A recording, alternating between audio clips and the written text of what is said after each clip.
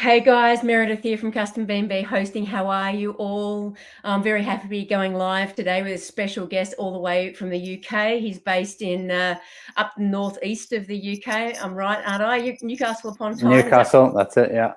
Yep. I haven't been there for a long time, but I did live there for 3 months. Oh, Back really? in the day, yeah, when I was traveling around doing social work, and I'm very passionate. I've got a very soft spot for that accent, actually. It's Yeah, a good place. It's a good yeah. place. And I grew up in Newcastle. I spent a lot of time in Newcastle here in Australia, and there's so many similarities with the names and the suburbs. Gateshead for one, which is Oh, where I. really? Yeah. Anyway, small world that it is. But yeah, look, I've got Ryan Luke here with me today, and he is a legend in the Airbnb I space. wouldn't go Um, and that I tell you what, he's crushing it all over Clubhouse. I have spent a number of hours listening and being part of a group, when we've done 24-hour marathons and on Clubhouse, and he has just got so much knowledge. And I just, what you talked about, Ryan, really resonated with me. And I'm really grateful that you've given your time to come and have a chat with us here in Australia. I'm based in Melbourne, so I guess it's about trying to bring the knowledge across the oceans, and I'm keen to sort of have a bit of an Aussie voice out there, and a female one too in this space. So here I am running these Facebook Lives, soon to be podcasts. So really great you can join us today. No worries, absolute pleasure. So I'm happy to talk. I think I love this game. We call it Airbnb, but it's so many other things. But we Airbnb seem to have stamped their brand against what we do. But it's a great game, and it's changed my life. It's changed my family's life, and those around me. So why not shout loud and proud about it, and get other people involved in it as well. So what is your background? Like, what, we've talked about where do you live, but what's the background, and how did you get to where you are today? I'll give you the short version. So I tried to be a professional golfer when I first left. So I did a stint down in South Africa playing on Sunshine Tour down there, and lived in Spain for a few years, and traveled around Europe playing tournaments and stuff. And but it's a tough gig, as most people know. Getting into the professional sport arena is quite tough. So that didn't work out. Or more at the point, I realized I could earn more money doing something else. So and then I got into property because I didn't have a pension. So I had no pension. I got to 30 and I was like, I need to do something about it. Didn't do anything about it. Another year went past. I said the same. Another year went past, and this kind of built on. And then eventually I was like, I need to do something. And I had a little pot of money. So I went and bought my first house, and I rented that out. But then I realized that it wasn't really quick enough. I was only making like £200-300 a month. It was like not gonna knock doors down. So I then got into a 1-bed flat, and I did a refurb on it, and I couldn't get it rented out. So I was emotionally involved in this property because it was like, my first refurb, and I'd, picked all the tiles, and I'd done it all the wrong way, and spent far too much on it. And I couldn't get it rented out. So I started having a coffee with one of my friends, and he was like, all right, I've got a property on Airbnb. I was like, well, what's Airbnb? I've heard of it, but like, how does it work? And he said, well, basically you just have people come in, and then you get a cleaner to come in. And I was like, okay, right, cool. And then he started telling me the numbers, and I was like, okay. So I left there. I drove straight to IKEA. I spent £1,500 on furniture. I spent the next probably 12 hours putting it all together. And then I took some photographs, and within 5 days, I had £3,500 worth of bookings. And that for me, I was hooked after that, and then realized the potential of the game, and start putting things together to scale and keep the operation going smoothly. So wind the clock forward several years. Now we are all over the UK. I've got a team in Dubai. We operate there. We are looking to push into Portugal, Spain, Portugal, and the US. So that's kind of in the back burner, but Dubai and the UK is up and running now. So just in a place that you never thought you'd be from that one conversation. Yeah. Yeah, that's massive. And how many years is it sort of taking to get there, Ryan? Are you one of those really quick people who've done it? Yeah, so yeah, I mean, really scaled in the last 2 years. Really scaled in the last 2 years. So it's been a very short time, but I think if you want something and you feel like you've got something good and you know what you're doing, then it is just, rinse and repeat, just get another property, do the same again, get another property, do the same again. And then, as your brand starts to build, people start to want to work with you. People start to give you stuff. Obviously I do, I don't just buy all these. I also rent them. I also manage them, so there's various ways that we collaborate with properties.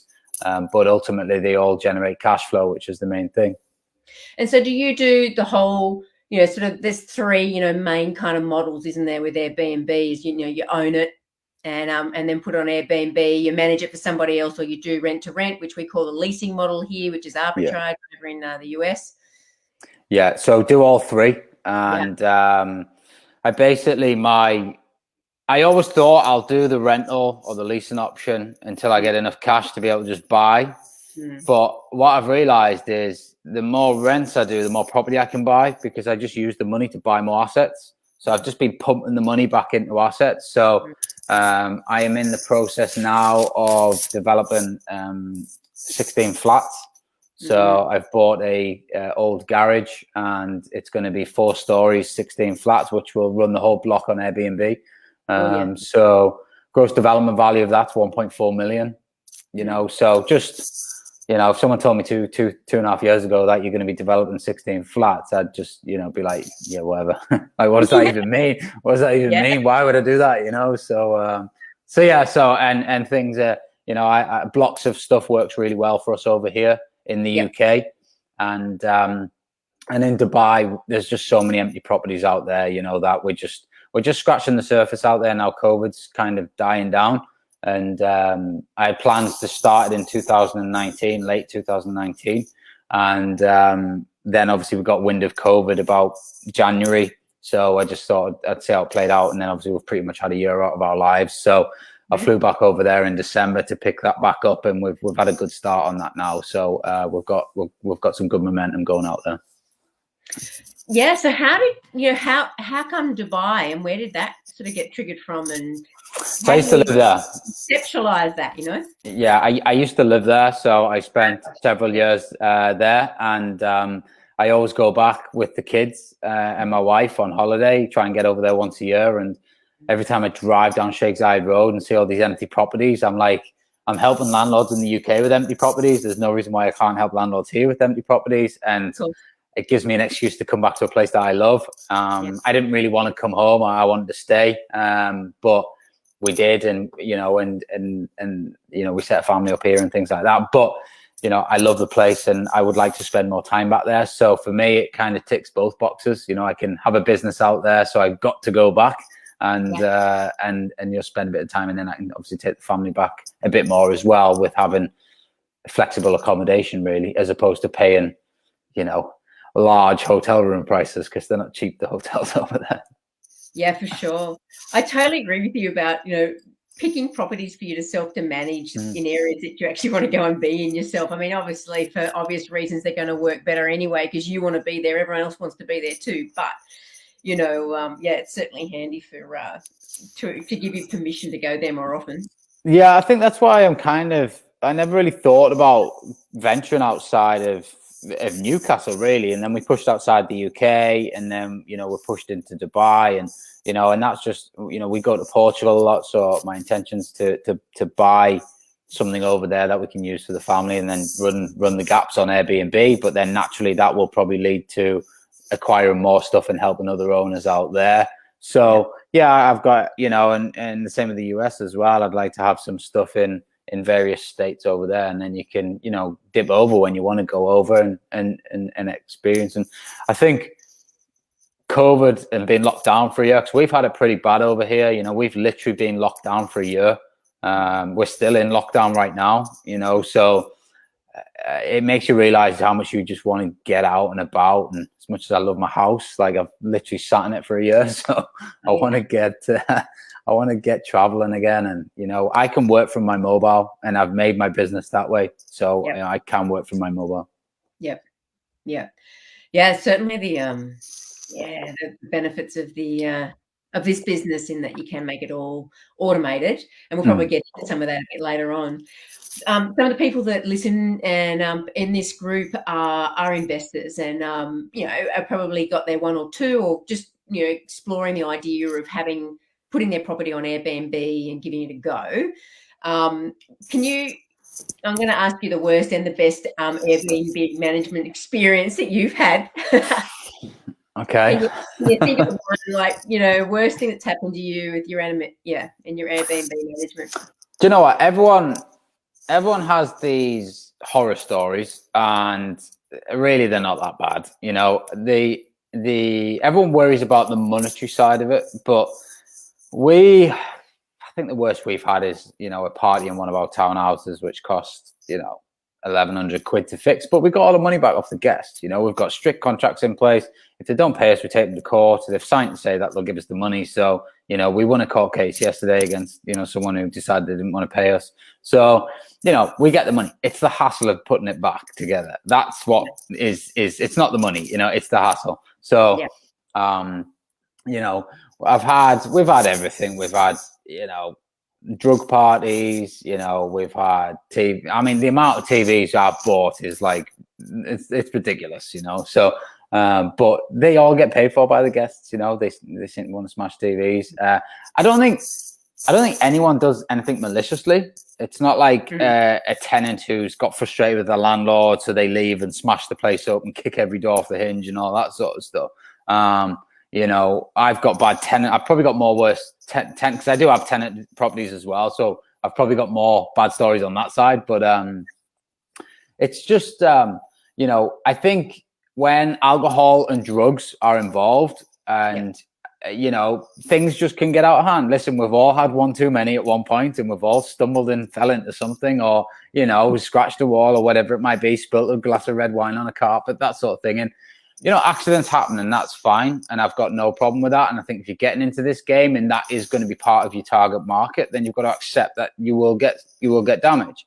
But as long as the guest holds their hands up and says, "Listen, I made a mistake, I'll pay for it," then I've got no issues with that.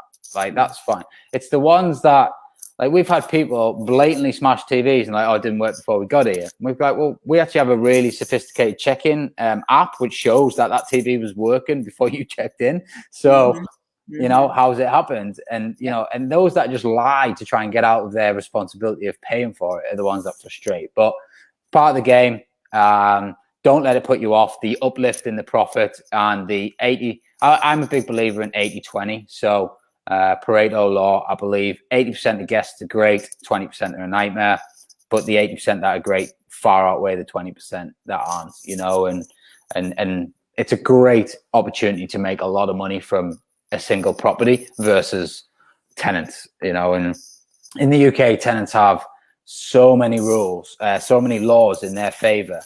You're right. Like I've got two tenants now. They're not paying a penny.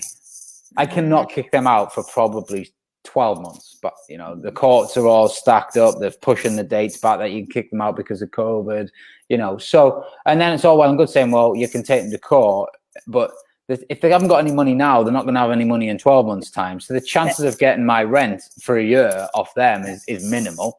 They're not bothered if they get what we have here, a CCJ registered against them, because they've probably already got a few anyway, you know. So it's like the whole system's flawed, which is why I much prefer doing this, because guest pays before they enter. And if they decide they want to stay and be clever, you just send a security firm down there and they're going to rip them out, you know. So it's like you can't lose. You know? And the thing I love about it too is that you can just add value, or, you know, there's so many ways that you can just increase your revenue when you do the short-term rental, where, you know, with a long-term tenancy, it's just, you know, your one rent, you might increase it, you know, once a year or whatever, but it's just, you just can't do anything to kind of add value to it. Yeah. Well, we have obviously living in Newcastle, you'll know, if I use Newcastle as one of our cities, we have the Great North Run in September. Yeah. Like, it's one of the largest half marathons in the world. I have the one bed flat I was talking about, that's 20 yards from the start line of the Great North Run. Yeah, right. So that gets booked for like silly amounts of money on that weekend, because elite runners, they want to have the shortest trip possible to the start line. Elite runners fight over that place, and I'll make double on that weekend what that property would make as a rental for 2 months. Yeah. So I did read your post this morning about the thing you listed that the first time. Was that the one you listed the first time and you had no idea about, making sure you checked your calendar for events? And 50 quid, I think it went for the first night on a one night booking, 50 quid on like one of the biggest weekends in Newcastle. Yeah. I was like, I was great at the time. I was like, oh, it's great. I just got a booking. I've just listed the property.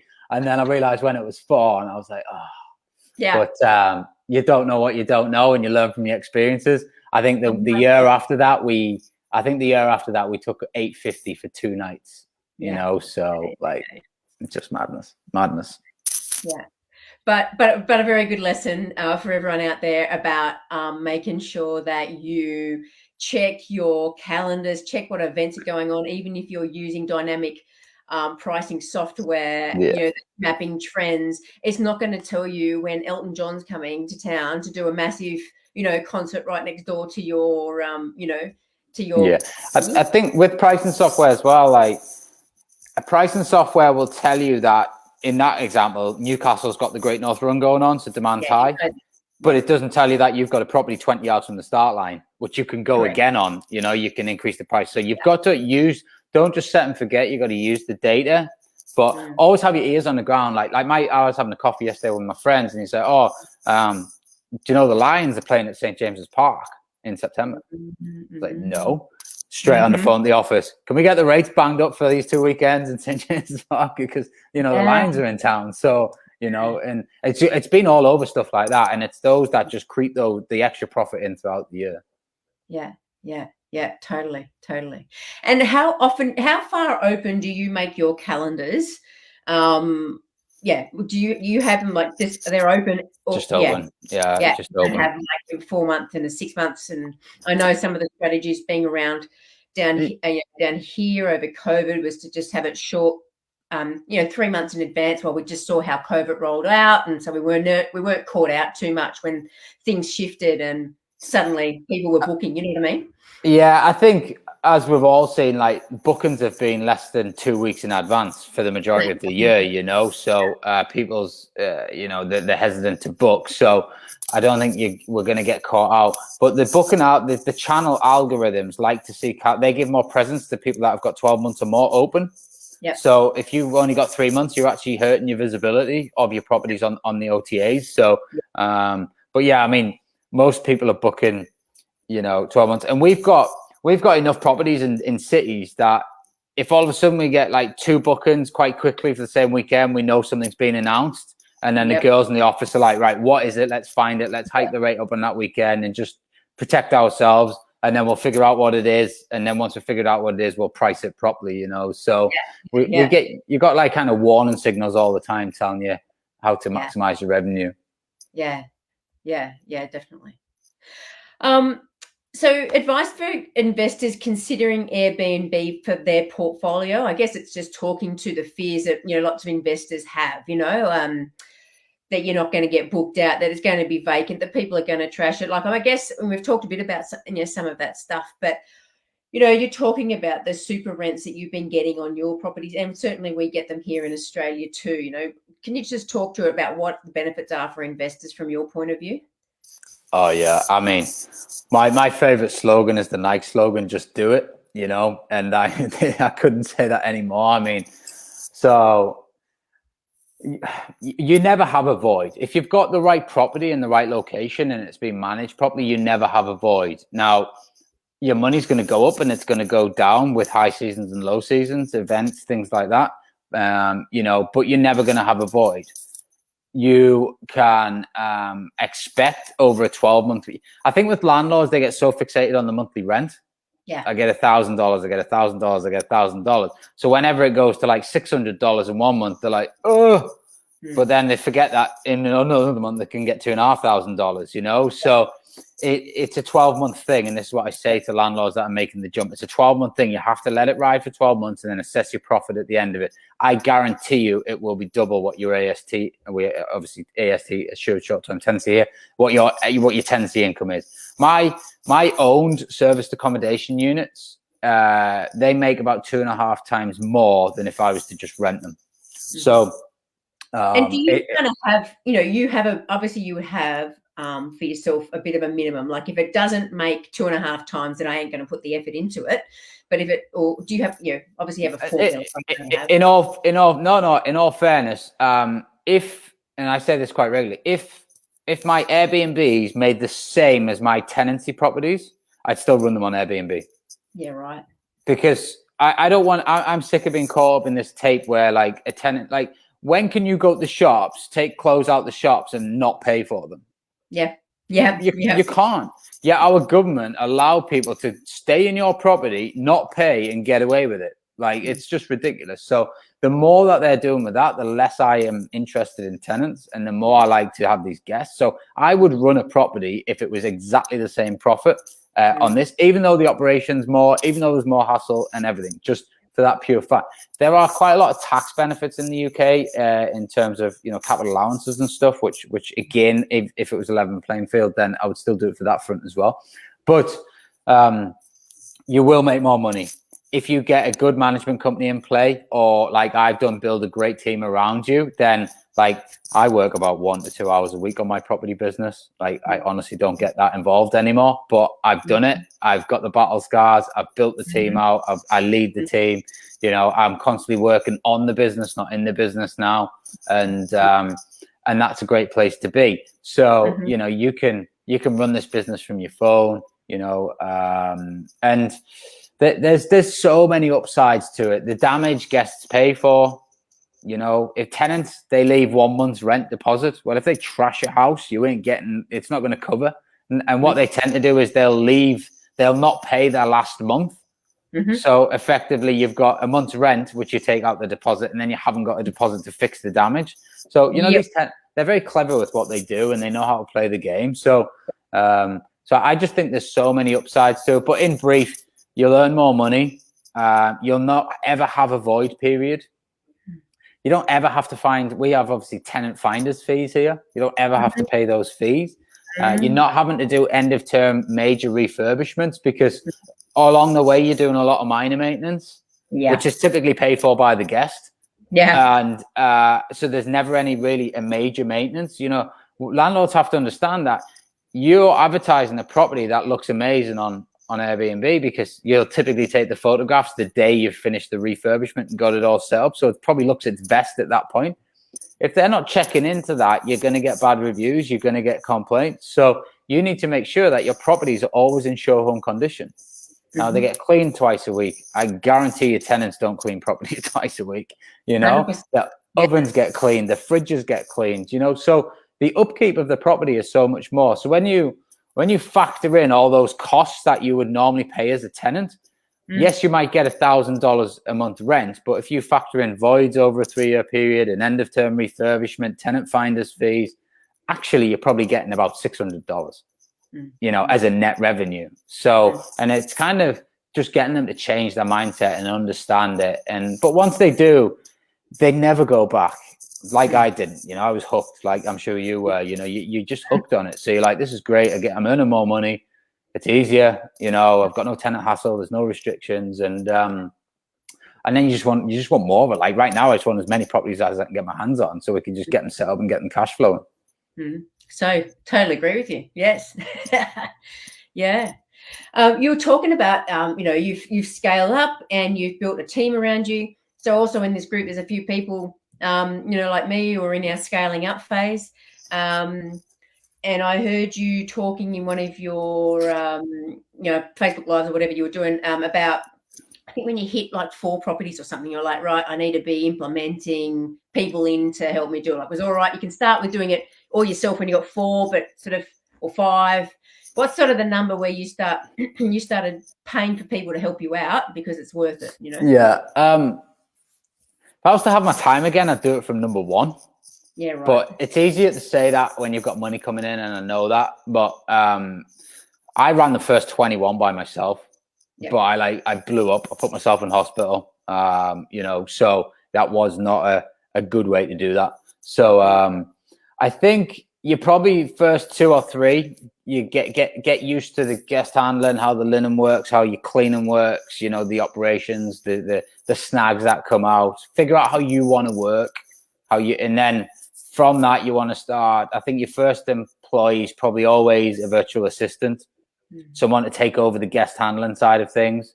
And then I think your next employee becomes a bookkeeper, because there are a lot of transactions that come into this business, and people forget that. It's not like a landlord portfolio where you get one rent per month. There's a lot going in, a lot going out. And you need to be analyzing your numbers. I'm very analytical, so I like to know how each property is performing on its own merit, you know, what the costs are, all this sort of stuff. And then I think you kind of then just build around that. So, you know, you build your guest handling team out. I've now got like a logistics manager who just deals with cleaning, linen and maintenance, you know, make sure that that's all happening. Obviously you build your cleaning or operational executives, as we call them. You build them out en masse, and you want reserves of them as well, in all locations. Yeah. And then you kind of have I guess, you know, I've got like deal sources and things like that in the business now, which serve a purpose. I've got acquisition executives who go out and find properties and talk with landlords and things like that. So you kind of scale out, but get the operational side off your plate as quick as possible, because that allows you to focus on bringing more revenue into the business, you know, which is either acquiring more units, looking at bigger projects, you know, designing the business better so you can maybe go into management.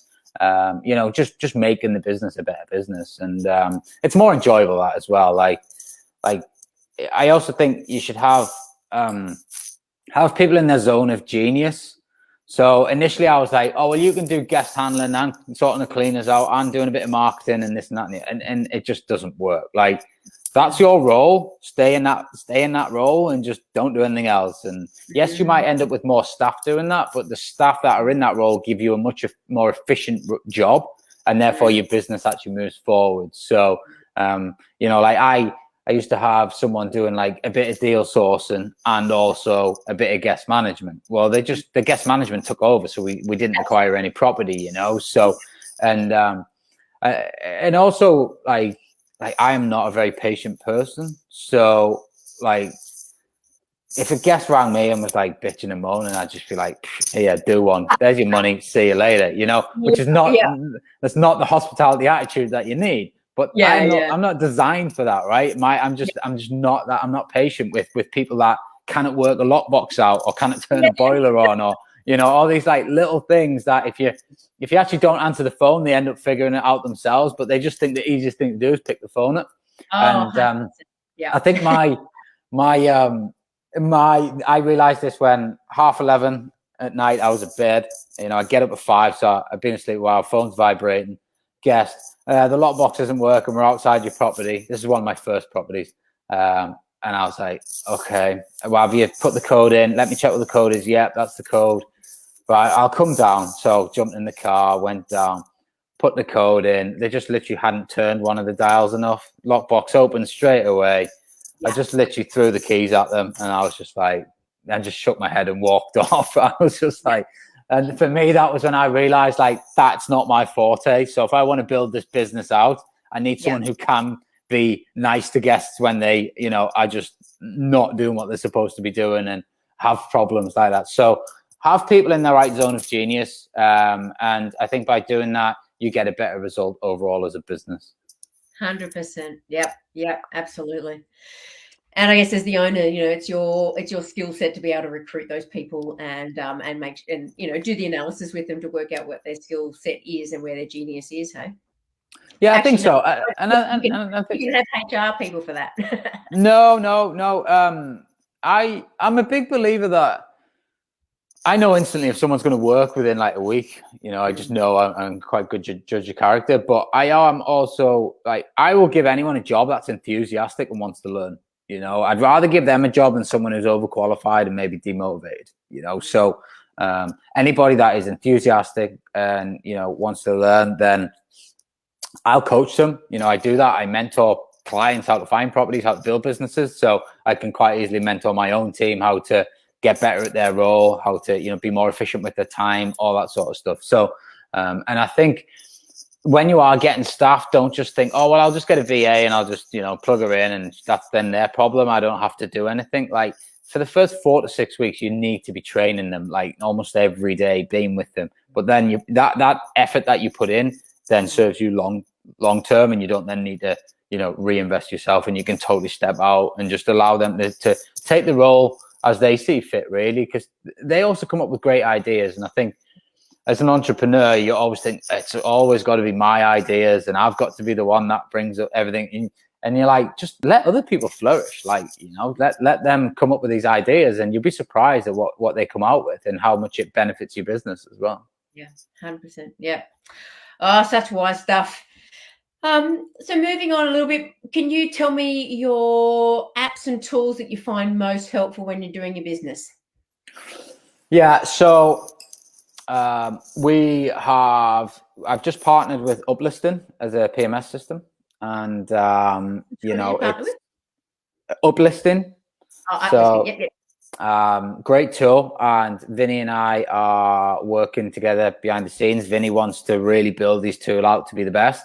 And, I'm kind of supporting him on that journey as well. I want it to be the best because it'll serve my business. So he's listening to everything that I'm kind of asking him to do, and he's trying to implement it. So, which is great. I love that fact. And I can see us having a real long-term venture. I also refer, a lot of clients to him because I do stand behind the tool. So, I think you need a pricing software. Again, I am in talks with a few people about that. We do currently use Price Labs. But there are some other alternatives coming to the market that I think are good, and I like what I see on that front. So, but a price tool is good, but it's, as we mentioned earlier, it's not plug and like set and forget. You plug it in to get your information, but then from that information you make your tweaks, and that's the difference, I think, between like a successful business and someone who just sets and forgets. And I think just going on that point, I remember hearing you on Clubhouse, and correct me if I'm wrong, that, you've got a system that every Wednesday you look at pricing tools. And obviously if something's going on, you're straight on the phone and going, hang on, something's happening. But you have a systematic process of reviewing. Mondays and Wednesdays, Joanne deals with our listing. So she's like my lead guest handler. So, but I've also made it her responsibility that she is responsible for occupancy and bookings. So it's not just set and forget and wait to see what happens. All my guest handlers are targeted to drive direct bookings. So it's in their interest to be getting these places occupied. And then I've got Joanne looking at it from a data perspective. So I've kind of given her, again, the training of what worked for me when I used to do it. And so she now does that on a Monday and a Wednesday to just make sure that we're tweaking stuff, make sure we're not unoccupied, make sure we're on our rate, on schedule for occupancy. So we like to get 24 days a month filled. So basically each week we need 6 days filled. So if we get to like week 2 and we've only got 5 days filled, we've got a problem. We need to react. We need to get on top of that. So rather than getting to the end of the month and being like, oh, that was a shit month, we could do something about it when we know what's happening. So, and then I think another great tool that we use is Get Properly, which is our cleaning link up to Uplisting. So that gives us GPS tracking for the cleaners. It gives us full visibility of the property. We've got checklists in there so they can't miss anything. They have to take photographs, all that sort of stuff. So we've got all the information at hand should we need it. And those three are fantastic. I'm hoping one day Vinny will have them all in one. But whether he can achieve that or not, I don't know. But it's you do need tools to. The more you can automate stuff, the better. Yeah, because it means you can work less. Yeah. Yes, so true. And you got some checks and balances, and you don't have to repeat yourself. Like, so true. Can you give me your favorite Airbnb deal that you've done? And why?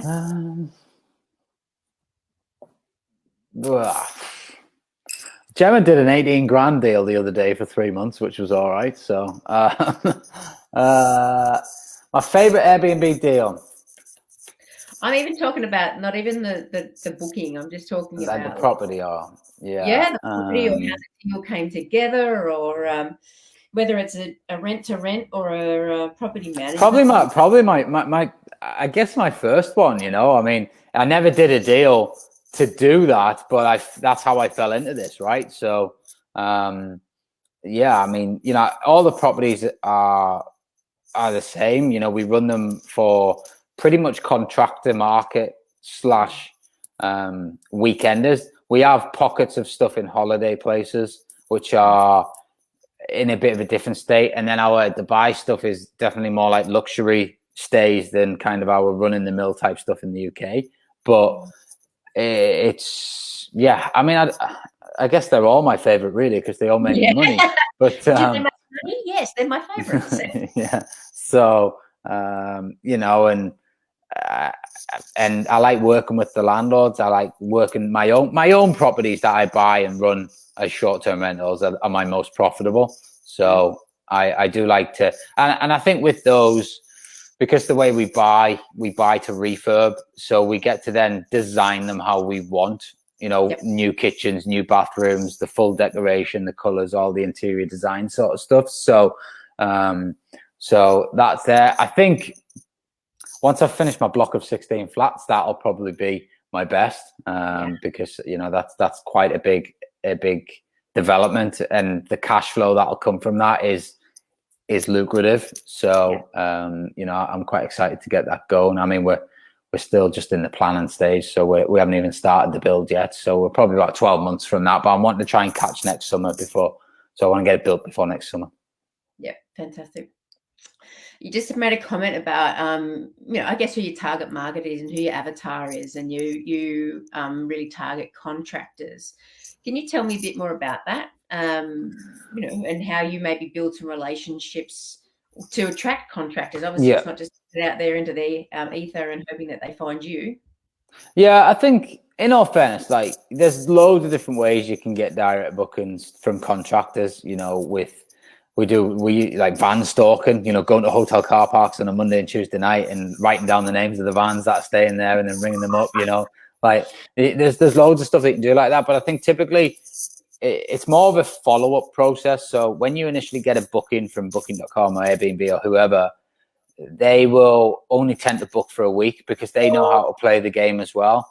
But then I've got the girls in the office, they're drilled to, you've got to ring them like, why are you staying? How long are you here for? Where are you working? Is it a development? Who else is on site? What other companies are there? And getting this information, and then we do something with that information, which tends to lead to calling the companies, and that's kind of how we drive the contractors. And but I think we've just got quite a decent presence in quite a lot of cities that we do naturally pick up these type of companies. And if we see obviously the same company booking a couple of our properties for the same week, we know that they definitely need a bit more assistance and they might be here for a bit longer, and there might be squads of people around. So but there's loads of different tips, but I think the biggest thing is just making sure you're following up and asking those questions with your guests that are booking, and then doing something with that information. Mm-hmm. Yeah, getting them off the OTAs and into your direct booking system. That's right. Yep. All right. So what are you doing now in terms of, where can people find you if they want to connect with you? You talked about, I know you're doing mentoring. Can you tell us a bit more about that? Yeah. So basically my plumber, I kept sending him around to do all my gas certificates. And he's like, how have you got so many properties? I was like, well, I own a lot of them, but I also don't own a lot of them. So he's like, what do you mean? So I started telling him. And then he's like, will you show me how to do it? And I was like, yeah, why not? So I met him in Costa a couple of days later, showed him how to do it, how to find properties, what I do, da-da-da. And then he rang us like a day later. He's like, I've got one.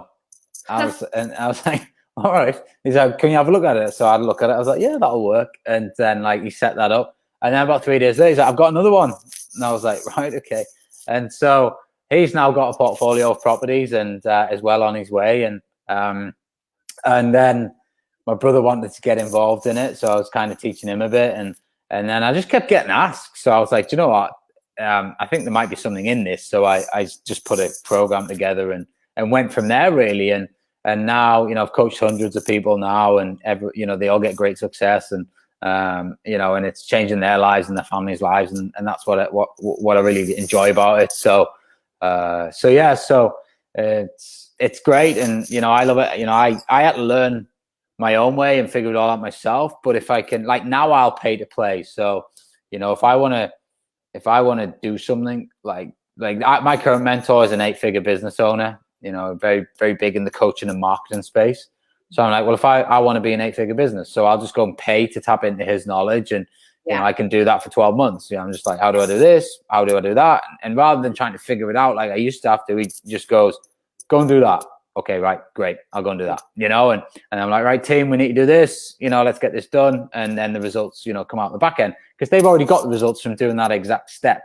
And that's, so I think in this game, you can do it the slower way, which is trying to watch all the YouTube videos and, going on all the free masterminds and all that sort of stuff. It's a much slower process, and you never really have that confident support of, am I doing it right or am I doing it wrong? So you've got no one to check it for you. Or you can, what I call, like, kind of pay to play, where, and it's a much more accelerated journey where you literally just get to go straight to the source that's been there, done it, got the t-shirt, and say, I've got this problem, how do I solve it? And you get the answer, and then you solve your problem. And for me now, that's kind of how I operate in both what I do with my business and, and when I'm building the programs out for my clients, make sure they've got the support that they need to ask those questions, get ahead of the game, and move forward. Because I think this isn't really about knowledge, this game. It's about mindset, and it's about action and mindset. 95% of it is action and mindset, and the mindset to be able to push through all the no's and the rejection, because you get a lot. The mindset to be able to take on risk. When someone says, do you want to lock in £1,000 a month rent? And you're like, yeah, okay, that's quite a big commitment if it doesn't work, but let's do it, So, and then, the mindset to push through on the days you really can't be bothered, or that you're losing interest because guests are bothering you, or you get a place trashed and, it upsets you or whatever, So it's very much mindset. But, if you take a lot of action in terms of acquisitions, and you're strong-minded and you're willing to push through the pain, in 6 to 18 months, you can have a life-changing business.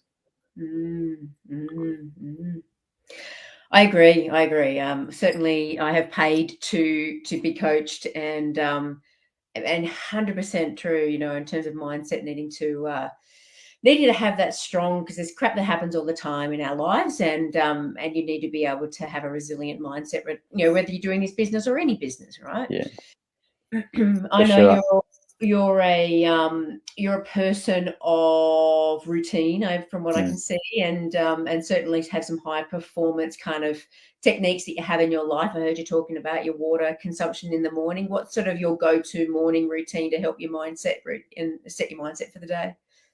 Yeah, so I get up at 5. Have done for consistently now for probably 3-4 years. Started dabbling in it about 5 years ago.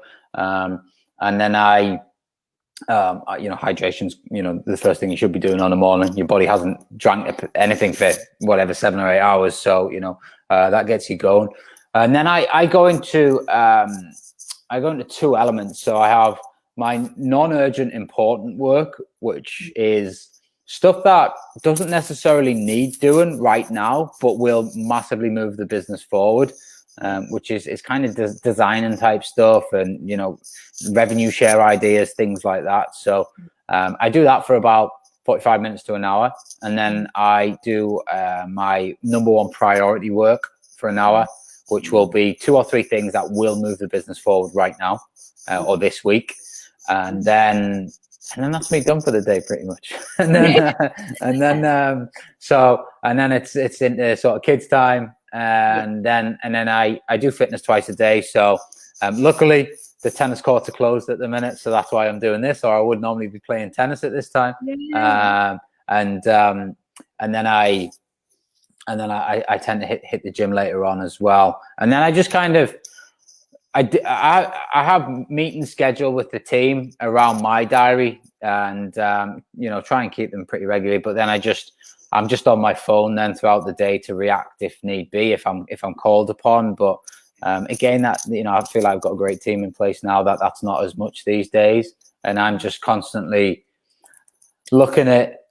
I tend to do a lot of funding at the minute, like lending and things like that, all the applications for the lending and meeting solicitors and stuff. And, but just my main work is done, and that's the thing. So at 7 o'clock in the morning, I've moved the business forward.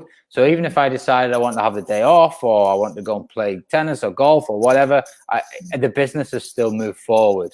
And that's why I do it on a morning, because quite often if we've all been there, I'll do it later. And you get in after a day's work, your kids are screaming, it takes an hour extra to get them to bed. And then you're like, I just can't be bothered to do that, So, and then your business doesn't move forward because you actually give up on that day. So for me, it's all about moving the business forward every day, regardless of what happens. And then the day's yours to then do what you want with. And that for me works really well. I am big on fitness and health.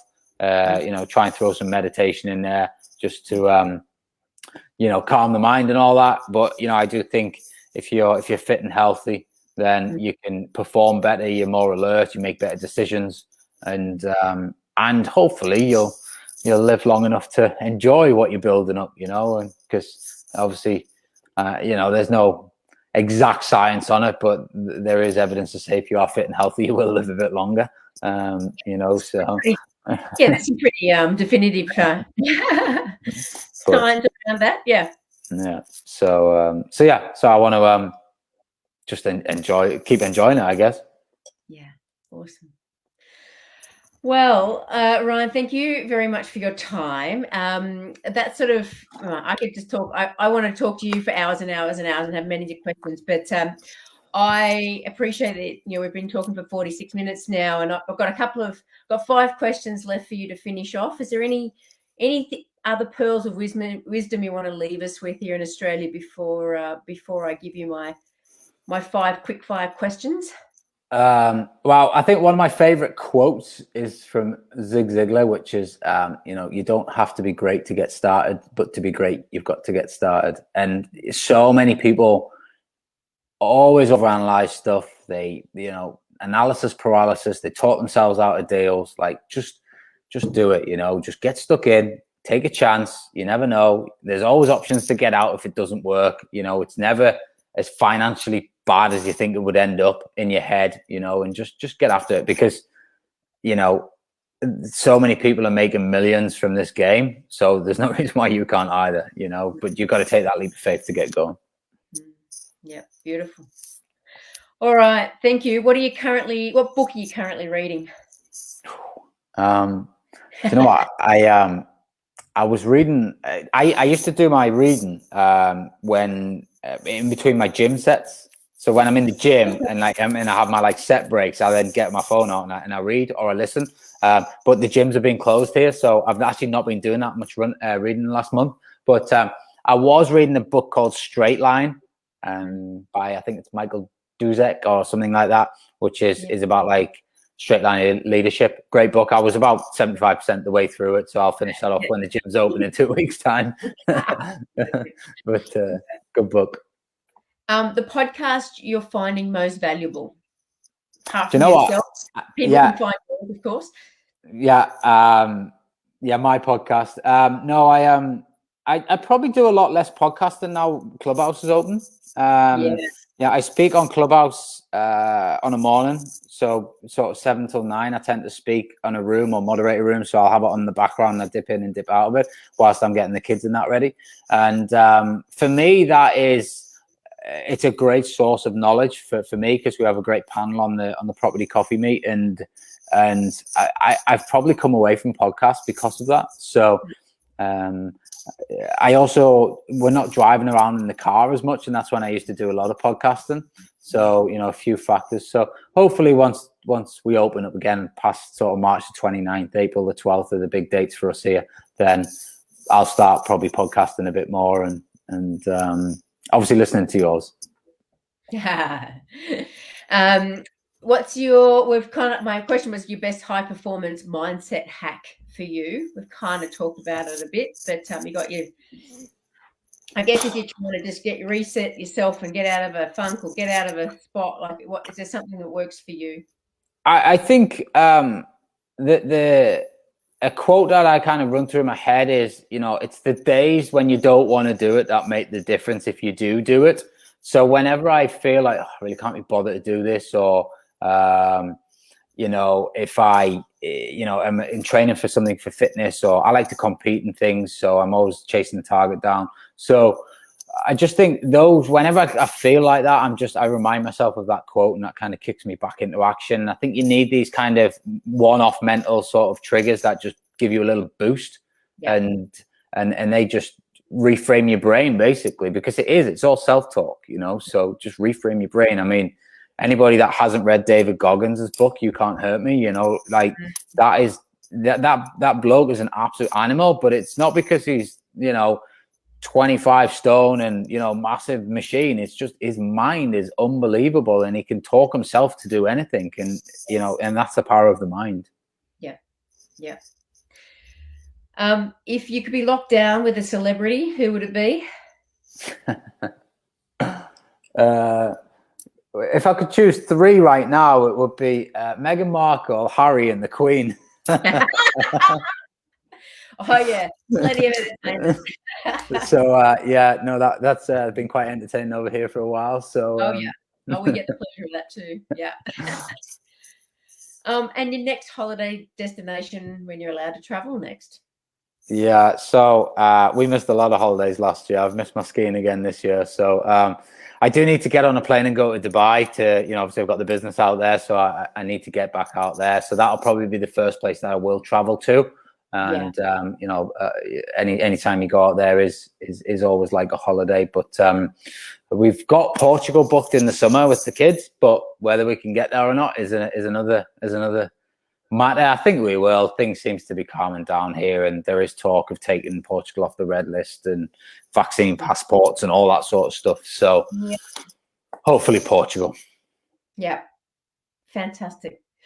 Well, Ryan, thank you so much for your time and your wisdom. And there are so many, we call them gold nuggets of information that you shared with us today. No problem. Yeah. And if people want to find you, you are absolutely in Clubhouse. You do you do a room, don't you? Is it the property? We've got the property coffee meet, which I moderate in. I'm on Instagram and Facebook.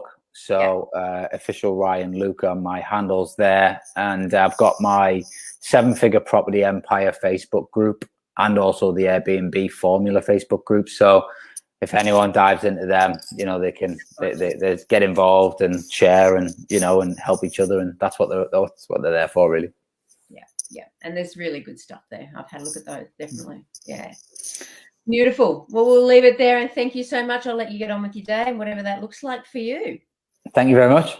Thanks, Ryan. Take care.